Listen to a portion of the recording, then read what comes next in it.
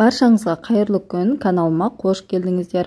Бүгін сіздермен құрамына ешқандай да ашытқы, сүт қосылмай пісетін және өте дәмді болып шығатын ши бауырсақтардың рецептімен бөлісетін боламын.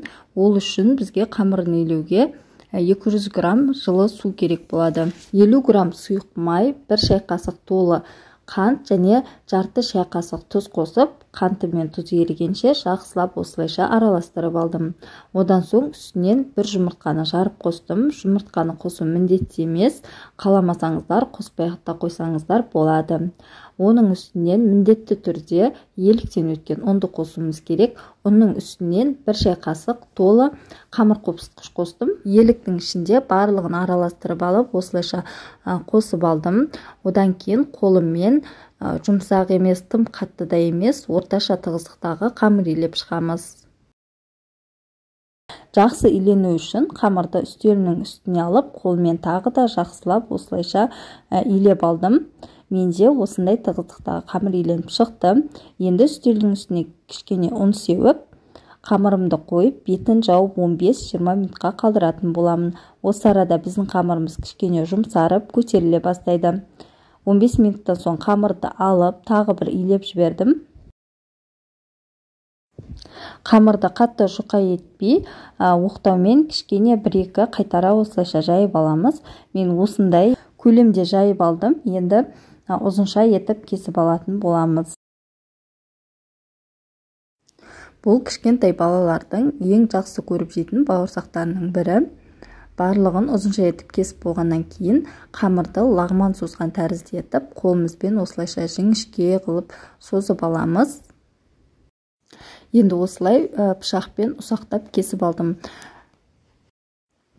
Көлемін өздеріңіздің қалауларыңызға қарай кесе бересіздер. Кішкене үлкенірек болған қаласаңыздар, қамырларыңызды кішкене жуандау қылып кессеңіздер болады. Мен осындай көлемде барлығын кесіп дайындап алдым. Осы арада табадағы майымыз қызып тұру керек. Осыны дайындап болғаннан кейін қызып тұрған майдың үстінен жаңағы ұсақ бауырсақтарымды салып қуырып алдым. Өздеріңіз көріп тұрғандай бауырсақтарымыз майға түскеннен кейін кішкене көлемі ұлғая бастады. Осылай сарғыш түске енген кезде сүзіп алдым. Қатты егер қуырып жіберетін болсаңыздар, біздің бауырсақтарымыз қатты болып қалуы мүмкін. Енді ши бауырсақты екінші әдіспен осылай ұзынша етіп пісіріп алсаңыздар да болады. Осылай да өте дәмді шығады. Дайын болған бауырсақты жаңағы қызып тұрған майыма салып, оны да жақсылап қуырып пісіріп алдым. Ол да дәл солай майға түскеннен кейін көлемі кішкене ұлғайып көтеріле бастады. Сарғыш күйге енгенде барлығын дерлік осылайша сүзіп алдым. Міне осымен біздің бауырсақтарымыздың барлығы пісіп дайын болды. Бұл бауырсақты көбінесе Қазақстанның шығыс өңірлерінде көптеп дайындайды.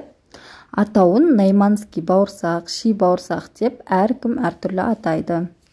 Видеоны соңына дейін қарағандарың үшін рахмет. Егер сіздерге рецепт ұнаған болса, каналыма тіркеліп алуды ұмытпаңыз.